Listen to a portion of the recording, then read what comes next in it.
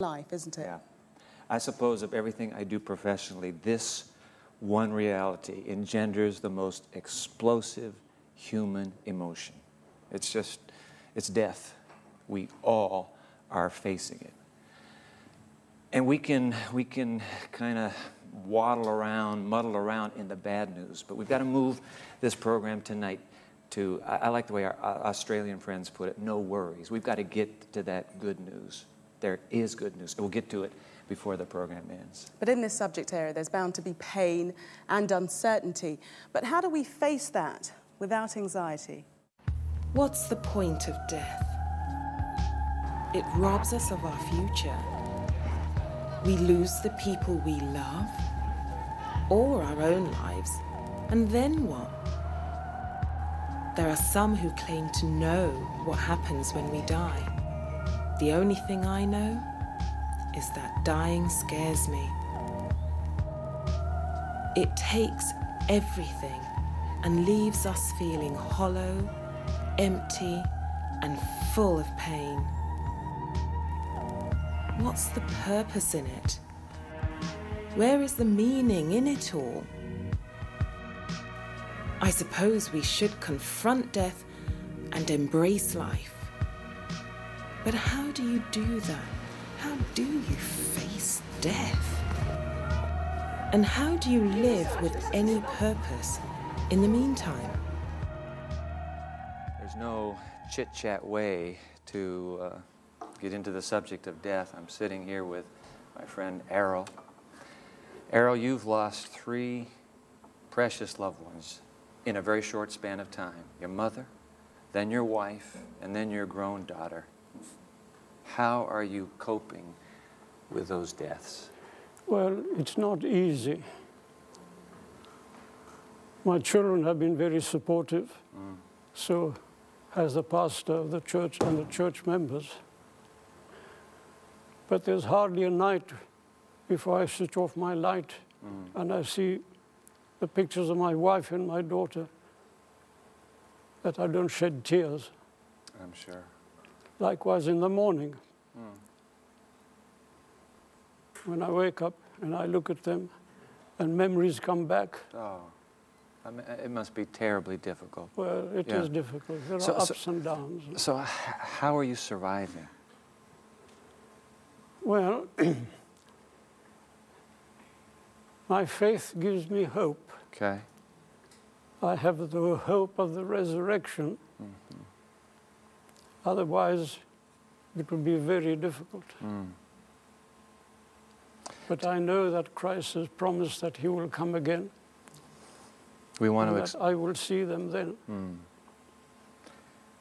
I appreciate your willingness to share out of your pain. And as I said a moment ago with Jillian, we want to move right through this session together. And I hope we end with that no worries kind of hope that you just spoke about. Jillian, we need some music of hope right now, please. Yeah, a very touching story from Errol there. And the title of our next song is called Yesterday. There's also a very touching story behind that, isn't there, Jermaine? Yes, this song's about memories of a boy who lost his father, who took his own life, and is trying to offer some words of consolation to his mother and some encouragement. So, is it a sad song? It is a sad song, but there's hope. There's hope. Okay, thank you for that. Ladies and gentlemen, Yesterday.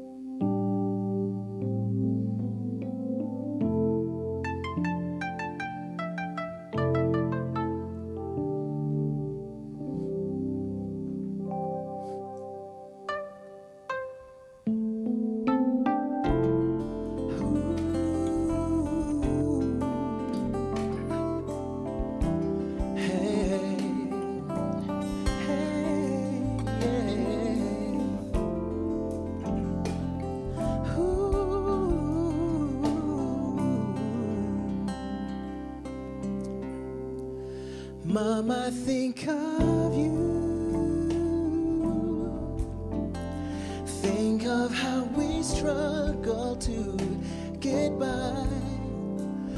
not so long ago. Yesterday, raising up 3 kids, all alone you made it work somehow, never called it quits. Yesterday, I will always love you. Think of all the sacrifice you gave. Wasn't very easy. Yesterday, I know you loved him much. You how much you missed his tender touch. Mom, you can't go back to yesterday. Still you wonder why we may never know until that day. Cannot help but cry. Yesterday, we will always love him. Think of all the times he threw away. Hasn't been so long ago, just yesterday.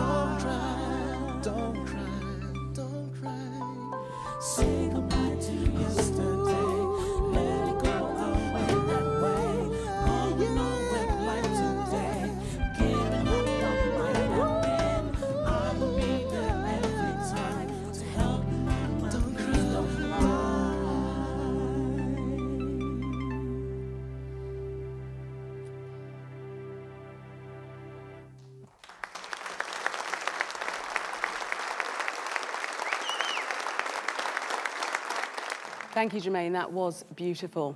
Now, when it comes to death, we often don't want to face it. We want to run the other way. But somebody who's done the complete opposite is Sandra Skibsted. Sandra, welcome. Thank you. Sandra, you're a crime scene photographer, and so you face death every day, but you decided in your spare time to put on an exhibition called Intimate Death, looking at what happens after we die. Why did you decide to do that? Well, the images that I saw were quite abrupt and horrific endings, and I felt I needed a better balance, better perspective of death than what I saw in my job. So that was a main personal reason why I decided to do that. Okay, let's take a look at some of the photos. Here we've got a couple of undertakers. Now, we often think that that's a strange profession to go in, but you felt otherwise. Yes, I had a lot of fun with these guys. They're great people. They're just really average people. They're normal. They're normal. Obviously, their job is not something that we would even want to think about. But sure, it's a difficult job. Let's take a look at another photo. Now, this is actually inside a morgue, perhaps something that most people wouldn't see. True. This is in a mortuary, shot through the actual fridge where you have the deceased. This is your office almost, isn't it? You face death every single day. I spend a lot of time in mortuaries, unfortunately. That's part of my job. It has to be done. How do you cope with that? Personally, well, you have to try and detach yourself a bit, and it's not something you say to yourself, now I have to do this. It actually happens quite automatically. I guess when you're faced with that, you sort of have to switch off a bit. Let's move on to the last photo here. This is very interesting here, somebody being prepared. What's happening here? Well, I spent quite a few evenings with this lady. She's an embalmer, and once she has finished the embalming procedure, she will also wash the deceased hair, blow dry it, and also shave the men if they need to, and just fix them up. And why do they do this? Well, because the embalming procedure is made for the finality of death, to make it look like a sleep rather, because it's quite hard for us to look at death right in the face. Okay, Sandra, thank you very much for that. Right. Thank Trying you. to make us look as if we're sleeping rather than staring death in the face. Well, I guess the question that a lot of us face is there anything after death? Is there life beyond this life here? What's your meaning, understanding of death? I hate that subject, death. I even hate the word death. Going to another place. Yeah, we could do without it. Death scares me because it's something I don't like to think about. If there's a lot that I want to accomplish, and hopefully I'll be able to do these things before I die. But a lot of people think that death. They believe that reincarnation. Everyone has different religious beliefs. They believe there's life after death, and I don't know. I don't know if I'll. I like to believe that there is, but I don't know. I'm frightened of death. I kind of like life, so I'm not keen on death. I hope that I hope I live a long life, so that death comes as a developmental part. I hope you get to the place where you feel you've done what you were here to do. Yeah, it's something that's kind of inevitable, something you can kind of take the hard way, or kind of, it's each to their own, I guess. I don't know, it's bad. It's like the end. Terrible. I mean, I guess it should be a good thing if you believe in, if you're a Protestant or a Christian or a Catholic. But I don't think anybody wants to die because I don't know, I view it as it's just the end. You're never coming back and it's just over. It's sad, but it just means that you go to another place. That's what I think. It's sad for the people that's left behind, but for that person, it doesn't mean that it's bad. I think that heaven is here and now. It's about treating people well and living a good life.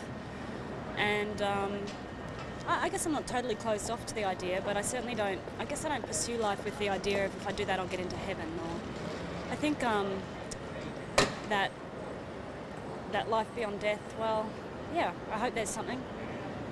And a bar there.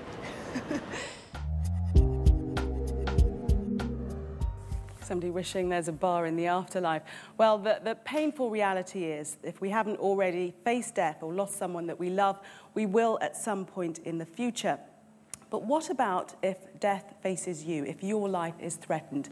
Dr. Sheila Cassidy was working in Chile when she ran into danger. This is her story.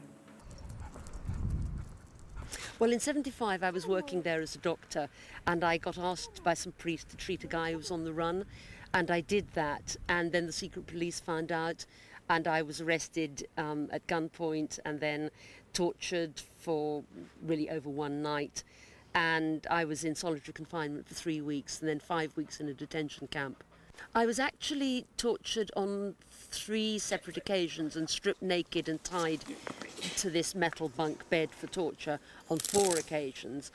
And it was very, very scary because the thought of the pain was so terrifying. And I think it must be quite like people who have surgery and things just get more and more painful. You just get absolutely terrified of the pain and terrified of the fear of death.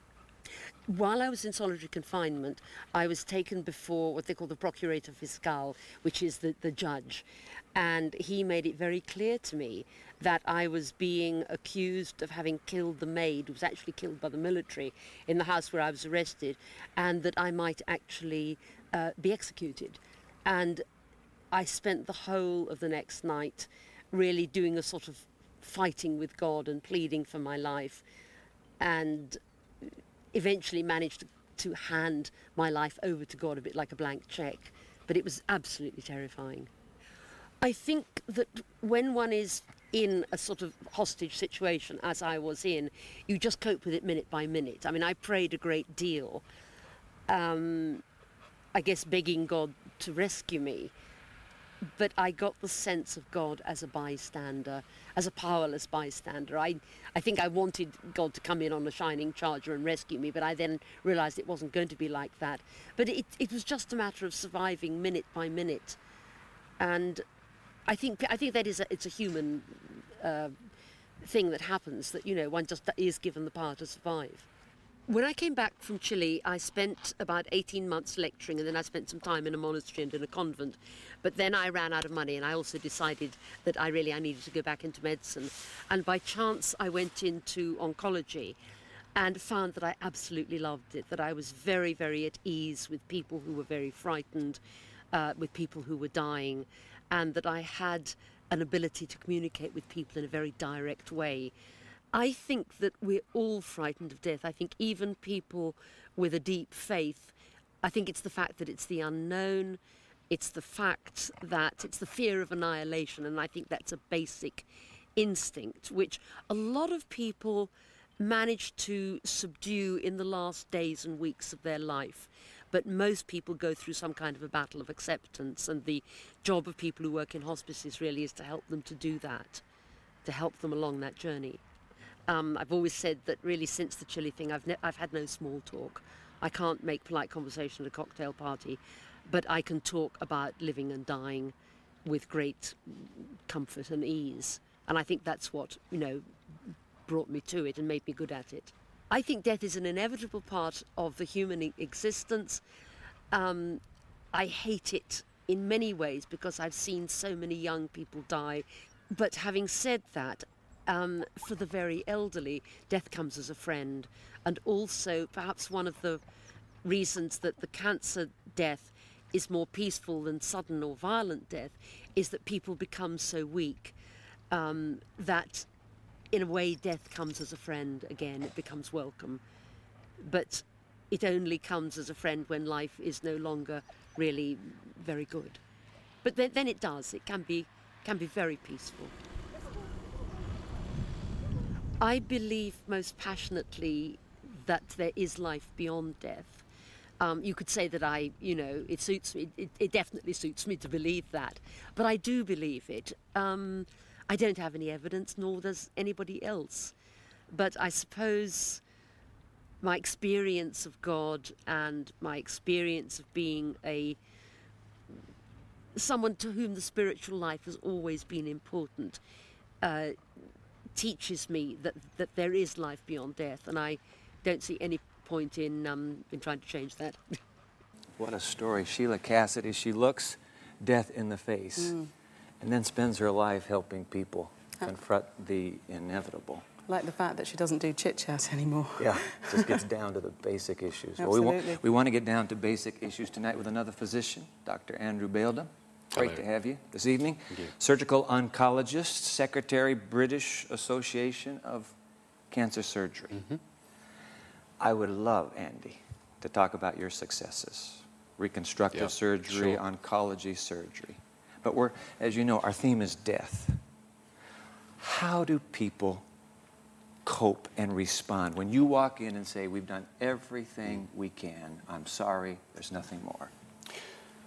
Initially, there's often anger, disbelief, guilt, fear, and then a working through almost like a whole process towards acceptance. But sometimes there's humor as well. Someone may say, well, I'm not going to make that trip to Canada next year. Do I get a refund? So the spirit even lifts at that stage.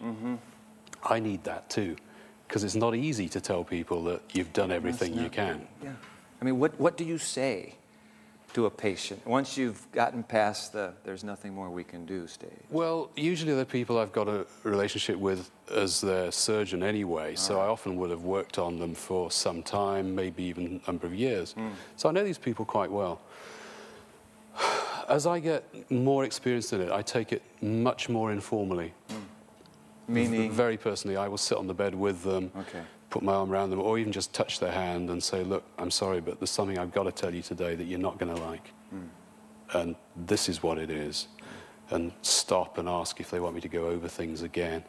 But the important thing is always to say to them, look, I can't predict what's going to happen. There is always a little window of hope that's open there. So you don't take hope away. You don't say Not you've at got all. 3 weeks or 3 months. Or... Someone will say, come on, be honest with me, what is it? And I'll say, well, you have only a 10% chance of being alive in 18 months' time. But you can't be 10% alive.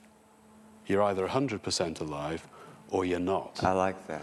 That's good. And I will say that myself and my team will do everything we can to keep them in that 10%. But the reality is that if things don't go that way, we'll do everything that we can to stay close to them and to help them through it.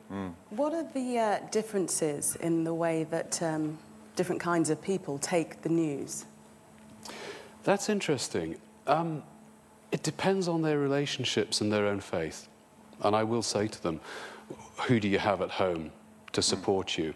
They know what I mean. I mean, you know, it may sometimes be just a relationship with a pet, but they know what I mean. And I say, what faith do you have? And do you have any support from your church or from your fellow believers? And sometimes that will help them open up a lot. Interestingly, it seems to be the older person without faith and without relationships that stays in denial. That has the hardest time coping with it. And I will say, as I see them in the clinic, look, I said to you last time things aren't good and they're now even worse. And they'll say, yeah, but you're really pleased with my progress, aren't you? Just total denial. They're creating a lie for me, wanting me to feed back into that lie. Whereas the younger person, particularly the one with responsibilities, maybe with children who are growing up, it seems they work through that and they get that peace and that calmness sometimes easier and quicker. And I find that amazing, the resources that come out. Andy, I'm alive, and I'm not expecting to die tomorrow. Good. But you bet it's good. I hope. But what would you tell me? How could I go on living in a way that would prepare me for death? Celebrate life. Celebrate every life. minute. All right. The intensity, the colors, the tastes, the smells, the warmth of relationships, the love in other human beings traveling the same journey. That is beautiful advice, absolutely beautiful advice. How do you cope, though? Because it must be telling on you. You're surrounded by this all the time. I try and take that advice to myself. I work hard and I play hard. I do lots of sports. I have a faith of my own, which I'm active in. I have a wonderful wife, Eileen, and 2 children who are tremendous support to me. And many times in the late hours, Eileen will just absorb everything that's spilling over from me from the day, and that's wonderful. Because in the end, life or death, relationships remain the key, don't they? Absolutely. Right at the core. Absolutely. Dr. Andy Baildon, thank you so much. Ladies and gentlemen, thank you. Dr. Andy Baildon. Good to have you. Thank you for coming.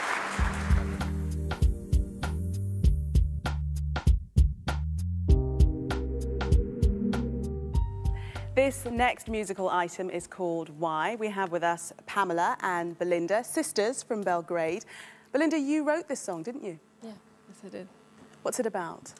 Well, I, like everybody else, have at one point in time asked myself the question, why? Why is there death in this world? Why is there suffering and pain? And I put these questions into this song as well as the solution, a solution that has worked for me, and I offer it as a possible option to those that will hear my song. Thank you for sharing that. Ladies and gentlemen, Belinda and Pamela.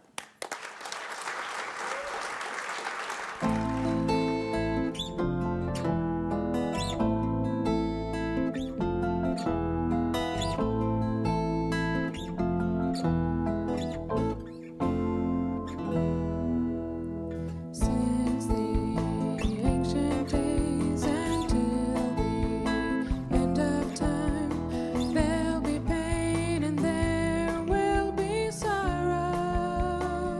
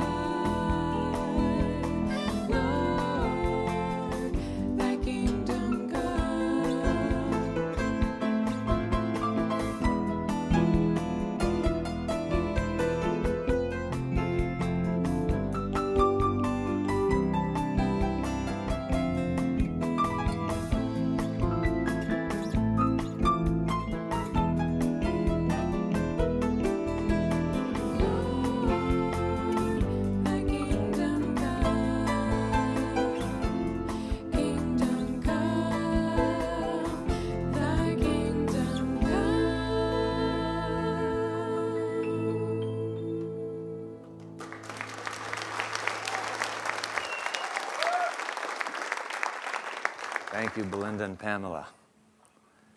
Why? We ask it all the time. Why? Here's a bit of history perhaps you do not know.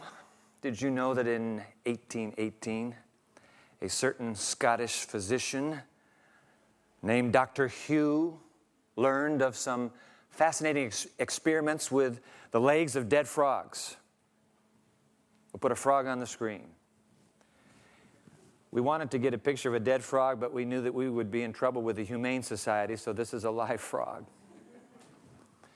Dead frogs, when electricity is hooked up to their legs, he learned, they would twitch and jerk. Perfect, he said. That's what I need to do. I need to do the similar experiment, not with a dead frog, but with a whole person, but dead. And so he arranged for a corpse. Went to the local jail, found a condemned man who was willing to be paid a little money to buy some gin and beer and his final meal of beef. And after the hanging, the corpse was delivered in perfect form except for the broken neck. And there in his laboratory, Dr. Hugh, with his lab assistants and a room full of spectators, began to experiment with electricity. And sure enough, when they wired up the spinal cord and let that electricity flow, the body began to twitch. They wired up the chest, and indeed, it began to expand and contract. They wired up the face, and that corpse was able to go through a whole litany of facial expressions. And I suppose you would too, with all that electricity running through you. They finally went to the legs, and indeed, exactly as with the dead frogs, when the electrode was hooked to the leg, it caused it to kick, by the way, knocking down a nearby assistant who was not expecting the kick. But at the end of the day, ladies and gentlemen, the corpse had responded in every way Dr. Hugh had hoped for, except one. It did not come back to life. And we chuckle at the crude experiments of a couple centuries ago, but the fact of the matter is, today, we are still in pursuit of the very same quest. Nobody wants to die. Can somebody find a way we can beat death in this race? Have you heard of cryonics? Cryonics, have you heard of it? One of the big sports stories a few months ago in my homeland concerned the body of Ted Williams, one of the great American baseball stars. His kids were in court fighting over the body because one of the kids wanted to preserve the body for a deep freeze. That's what cryonics is. In fact, can we put there are the deep freezes. What cryonics does is it takes the body, reduces it down into that frozen state with the hope that eventually a cure for that deadly disease can be discovered, and that individual can actually, literally be brought back to life. That's the hope of cryonics. Now, if you want to try cryonics, you need to be prepared for a rather significant investment, and that is, if you're going to have your entire body, how do they put it here? It's called a body suspension. That will cost $120,000. If you want to go with something a little less expensive, you can have just your head or your brain preserved. That's called neurosuspensions, and that'll only cost you $50,000 and up, I suppose, depending on the size of the head. Either way, head or whole body, cryonics, the whole point of Dr. Hugh's experiments as well, somehow we've got to find a way to beat death.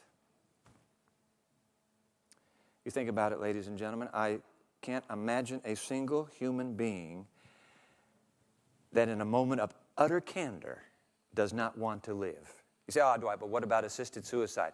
Assisted suicide is because the individual has confronted circumstances that simply make life not worth living. Remove those circumstances. I don't know of a single person on this planet that would wish to die. We want to live and live and live. But the fact of the matter is, nobody yet has been able to find the handle on unlocking this reality of death. Health foods, we in the West, all the health fads, gung-ho that we are, we simply cannot forestall the inevitable. In fact, one of our late-night comedians in the States says that whenever he sees someone out jogging for health, out jogging on the sidewalks, he rolls down the window and shouts, "You're going to die anyway." And of course, he's right. You're going to die anyway. The fact of the matter is tonight, we are all dying already. Did you know that? They have discovered that the moment we begin living, our cells begin the process of being depleted with water.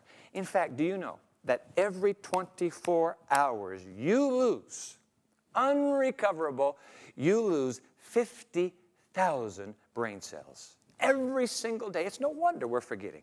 In fact, what do they call that thing that condition where you forget? I can't remember the name of that condition, but you know what I'm talking about.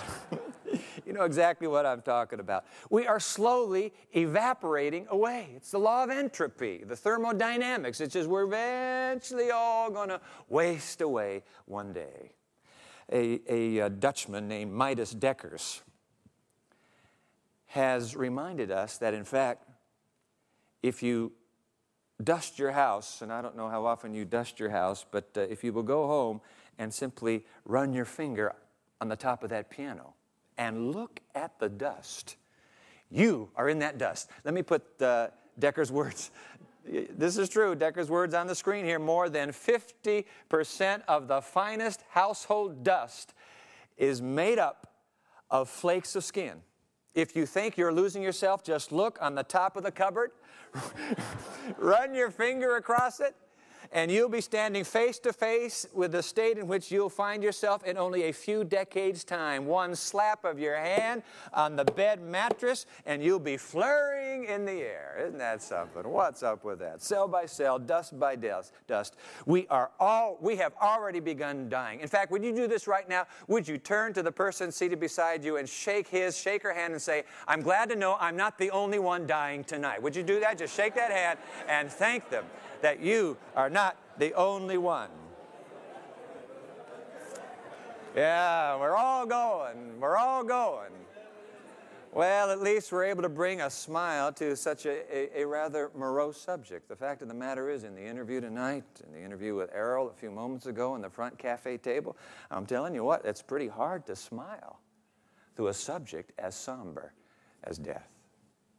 And that's why you and I tend to busy ourselves. Some are suggesting we are absolutely, frantically trying to avoid a recognition of the inevitable. Let's put his words on the screen, T.S. Eliot. As he put it, we are distracted from distraction by distraction. We're all going to be dead. We know we're going to die. But doesn't it seem a bit unreasonable? Doesn't it seem a bit illogical that we wish to not be preoccupied with what is inevitably coming to us and instead focus on what is such a short span of time? Ladies and gentlemen, you think about it, we're going to spend more time in the ground beneath than the ground above. Isn't that true? More time below than above. And yet we refuse to confront the impending reality, and that is, I am going to die. Given enough time, I will die. Tolstoy. Can I put him on the screen? Gave some very deep thought to death. But what a bleak and pessimistic conclusion. These are Tolstoy's words, Leo Tolstoy. Once a man has realized that death is the end of everything, there is nothing worse than life either. You lose when you die, you lose when you live. Is that all we get left with?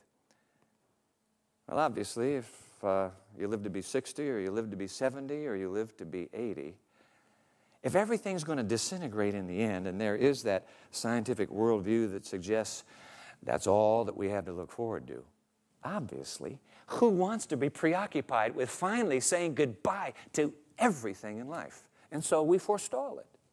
You know, it really doesn't make sense, though, this refusal of our Western mind to contemplate our own demise. We go to our philosophers, we go to our scientists, and you know what? Bright minds, but every single one of them, that I've read anyway, who have tackled the hard questions of life, ultimately, they come up short. They cannot solve the enigma or the riddle of death. Bright and articulate atheists, secular thinkers, no matter how eloquent and logical they are, when they come to finis, as the French put it, when they come to the end, they simply do not know what next to say. But I tell you what, my friends, any philosophy, can I put this on the screen? Any philosophy, any belief system that doesn't answer the fundamental question of death does not answer the fundamental question of life. You've got to deal with death if you want to live life to its very fullest, as our oncologist said just a moment ago. I've had the, can I put it this way, sacred honor of standing behind the sterile curtain of an ICU, intensive care unit. I've stood there with a wife and her 3 children. The man lying on that bed is a friend of mine. The wife's invited me to be present. You see, the family has wrestled over what they should do. And they've made the decision because the doctors have said, there's nothing more we can do. He's being kept alive. I've stood there with the family as that white-clad medical technologist slips in and steps over to where a bank of switches is. And I've watched him switch, turning off the life support. At that moment, as the family bursts into tears, the most brilliant philosopher, the most erudite scientist in the world, dear sir, dear madam, what will you now offer with your worldview to this grieving family? What do we say? It's inevitable. I have watched death steal over a warm human form. What's the meaning of life in the face of death? Well, if you have the standard scientific model, well, someday they're going to throw the switch, not on life support, but for the whole universe. Finis, for everything. That's that worldview. On the other hand, and I need to tell you that I believe there is an on the other hand. And the reason I believe in this on the other hand is because this one simply suggests that a man named Jesus of Nazareth once upon a time did confront human death. And in that confrontation, found a way through human death. I want to take a moment and unpack that for you. There's something else beyond death, and it's that inner, that numinous question that the human race lives with that I want to pursue for the few moments we have left together. Karen and I had the privilege of being here in England once on Easter weekend. Coventry Cathedral, one of your beautiful, rather contemporary cathedrals, isn't it? We watched as they went through the celebration of the resurrection of the Lord Jesus Christ. You know that Christians believe that Jesus died and that within 3 days he rose again. I want to go to that resurrection theme for just a moment. C.S. Lewis. Are you acquainted with C.S. Lewis? Of course, one of the greatest Christian apologists of the 20th century. Before he became a believer, as it were, in Jesus Christ, he was visiting with an atheist scholar friend of his, and they were chatting together when all of a sudden, in the midst of their conversation, this friend, this colleague of his says, well, you know, old chap, there really is an incredible amount of historical evidence to back up the resurrection of Jesus Christ 3 days after his death. And with that, he just dropped the subject. Just went on his merry old way, having stated that one affirmation, and switched to, maybe it was the latest cricket match scores. It was just gone. I mean, that would be like you and me sitting down for a supper conversation, and I said, and I say, listen, you know, today, I couldn't believe I saw 3 little aliens come out of that UFO, and would you pass me the salt, please? I mean, what's up with that? Just no conversation. The guy just went on. But C.S. Lewis, this atheist himself, began to ponder, well, wait a minute. If my colleague's observations are true, if someone indeed raised from the dead after 3 days, wouldn't that be an utterly incredible event? And if in fact it did take place, wouldn't there be some rather mind-blowing implications? This brilliant mind, teaching at Oxford University, begins to rehearse and return to that suggestion. Wait a minute, if somebody was living 2,000 years ago and then after 3 days rose back to life, maybe there is a whole nother worldview than the one I've considered. You have to think about it.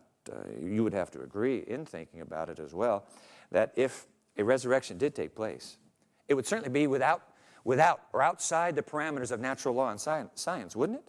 But of course, science cannot reproduce a resurrection. They've tried. It's humanly impossible. If it took place, we might even use the word miracle, wouldn't we? Because we can't explain it. Yeah. Say, oh, well, boy, don't get into that miracle business. Well, let's just, don't, hold on. Let's talk about William Shakespeare, the greatest literary gift of the English to human civilization, William Shakespeare. You know, he wrote a play. What was the name of the play? The Tempest. Let's take The Tempest. Are you Shakespeareans here? You're not? Well, good. Then you won't know if I'm telling you the truth or not.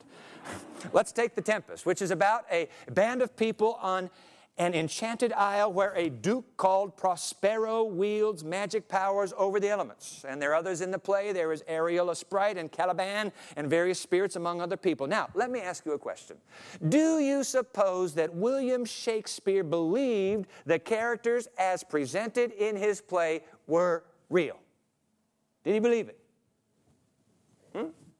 Well, it's possible, I suppose. It's like some of his histories, it might have been based on real-life people he was imagining, but that's not what I'm saying. What I'm saying is, did Shakespeare believe that what he had written was, in fact, an accurate reflection of reality?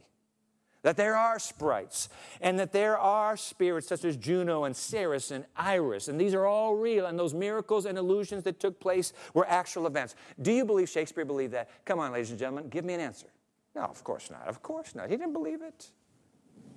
And yet, if he did, and was trying to assert that to you, you'd say he spent too much time down at the Globe. He needs to take a little bit of R&R back at Stratford. He's been too long in that playwriting business. Of course he didn't believe it. But suppose he was so sure that they were real that he was willing to risk his life, his career, and everything in defense of the Tempest. What then? We'd say, well, the man has gone loony. It can't be true. But if he were willing to lose his family and his job and his status in society over that, well, he may be loony, but obviously he believes it very deeply, doesn't he? Now, I want you to hold that Shakespeare moment, and let me introduce now 4 individuals who wrote personal accounts of the resurrection of Jesus Christ. Their names, Matthew, Mark, we put them on the screen here, Matthew, Mark, Luke, and John. All of them declared that they witnessed Jesus resurrected from the dead. And each one bore the testimony that, in fact, he was raised from the dead. Now, ladies and gentlemen, if one person had made that assertion, you can dismiss it. It's just one guy, I mean, please. But you have 4 here. All 4 testimonies corroborated. Now, what are we going to do with these 4? I suppose we could say, in fact, it's clear that these 4 lied. They made the stories up. They just were trying to concoct a pleasant ending to rather a bit of terrible heartache, and so they came up with these 4 stories. All right, so let's assume they lied. Why would they lie? Well, maybe they wanted riches. They thought if they could tell the story, it would make them rich. Ladies and gentlemen, the fact of the matter is that all 4 were dirt poor, were paupers, lost everything in the world, so to speak, because of society's reaction against their claim that, in fact, Jesus Christ was raised from the dead. So they didn't do it for riches. Did they do it for glory?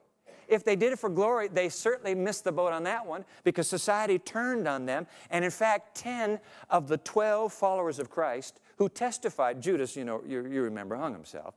10 of the 12 died violent deaths because they asserted that this Jesus of Nazareth was raised. So why would they do it? 1 we can understand, but 4 in perfect concordance, why would they do it? Why would anybody make up a story such as the resurrection of Christ? And when you think about making it up, you think, well, maybe, when they realized that it didn't turn out quite the way they had expected, they changed the game plan. And they said, well, actually, he rose. But I want to remind you that all 4 accounts were written from 30, 40, 50, and even 60 years after the death of Christ and resurrection. So there's been plenty of time to go by. You can't pull the story back in now. It's already gone. And yet 30, 40, 50 years later, they write with precision their conviction that they witnessed, in fact, the living, the resurrected Jesus of Nazareth. So what's going on here? You have to come to the conclusion, as a thinking person reading the document, I'm not asking you to believe, but you have to come to the conclusion that these 4 believed that, in fact, the resurrection of Jesus of Nazareth indeed did happen. And because they believed, I'm willing to place my faith in that same story. You say, oh, come on, can you prove it to me? I can't. No. Even this, what I've just shared with you, doesn't prove the resurrection. In fact, ladies and gentlemen, if I put this little equation on the screen, 2 + 2 = 4, do you know what? Neither you nor I can prove the truth of that equation. We simply can't prove it. You can tell me about it, but we can't prove it. And by the way, because I believe in the resurrection of this Jesus of Nazareth, I also believe in eternal life. And in fact, what would be the point of eternal life if the resurrection weren't true? Let me go to a movie. I predict you've never seen this one. The title of the movie is The Body, with Antonio Banderas. Supposedly in this movie, an actual bone of Christ was found in a Palestinian shopkeeper's backyard in Jerusalem. And so, aha, see now, this is proof that Jesus of Nazareth was never resurrected. Well, the Pope decides to send a priest to investigate this unusual discovery, and the priest in his investigation comes across in one scene an Israeli woman who is an archaeologist, and she says to the priest, say, what's the big deal? So he wasn't resurrected. Didn't he start a great world religion? Aren't you happy with that? And the priest looks back into her face, and he says to her, nope. Unless Jesus was resurrected, all my faith and the faith of millions of others has come to nothing. Ladies and gentlemen, I agree with that priest. If Jesus of Nazareth has not resurrected, there is no point in anybody embracing the tenets of Christianity. That's true. Jesus gave some great moral teachings. And part of my belief system would say, yeah, I want to follow those moral teachings. But if Jesus of Nazareth did not resurrect from the dead, forget it. The priest was right. 4 eyewitnesses and 2,000 years of history. And I realize that there's some of you who are still saying, yeah, come on, resurrection. I mean, this is like a B movie, the night of the living dead, or something like that. I know that, and that's understandable. Because you know what? We've never seen a resurrection before. Have you? I haven't. But then I remind you, 100 years ago, they had never seen a man walking on the moon. So let's just get this straight. Even though you haven't seen something and can't imagine something ever happening, doesn't mean the something cannot someday happen, right? So we're not going to use that little argument, well, I never seen it. Forget it. In fact, in closing here, let me give you something to brood on for a moment. And you can do with this whatever you wish, all right? How many galaxies, put it on the screen, please. How many galaxies are there in this universe? Do you know what the number? Let's see the number, please. The number of galaxies, there are 100 billion galaxies in this universe. And do you know how many stars are in each galaxy? 10 to the 9th stars. Okay, so do the arithmetic now. That means we have 100 billion trillion stars in this universe. Now, ladies and gentlemen, they had to get there somehow. There are 2 worldviews.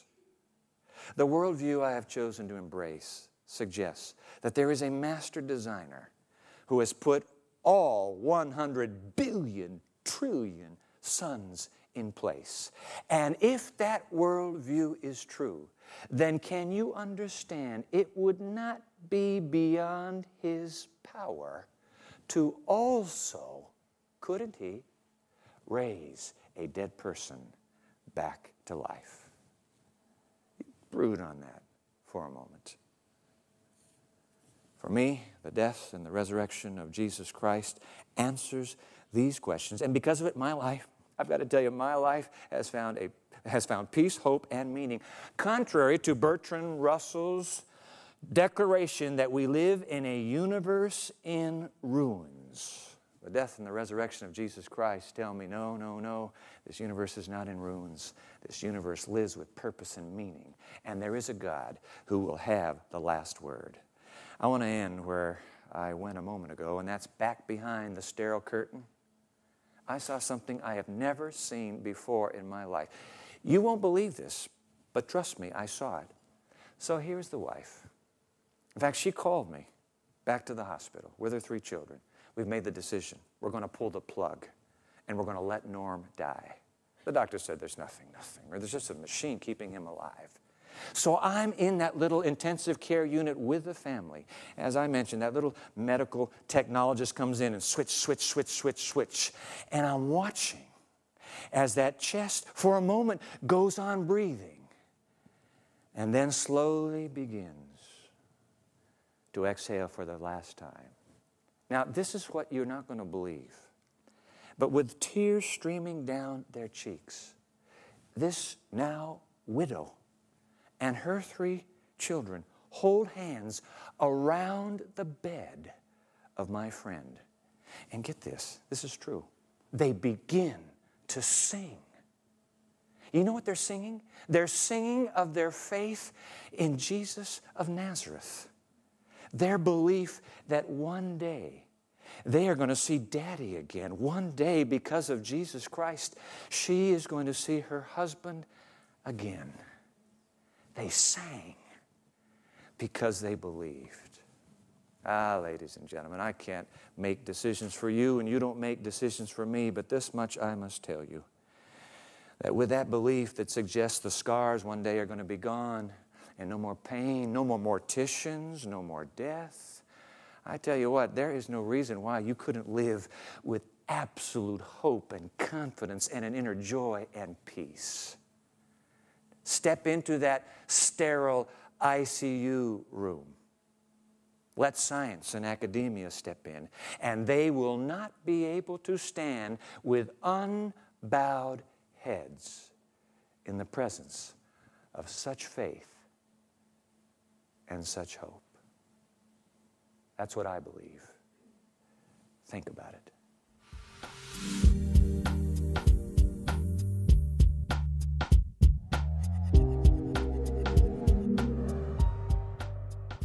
Well, there's no doubt it's been a very difficult topic to broach, but we do hope that you think it's been worthwhile. If you'd like to discuss it further or raise any other points, then please feel free to get in touch. You can contact us via our email, or you can visit our website, or you can give us a call. We'd love to hear from you. Dwight. Could it be there's a no-worries truth about death? A truth that ends in life when you begin with God. Think about it, and then join us again next time for more of The Evidence. Bye for now.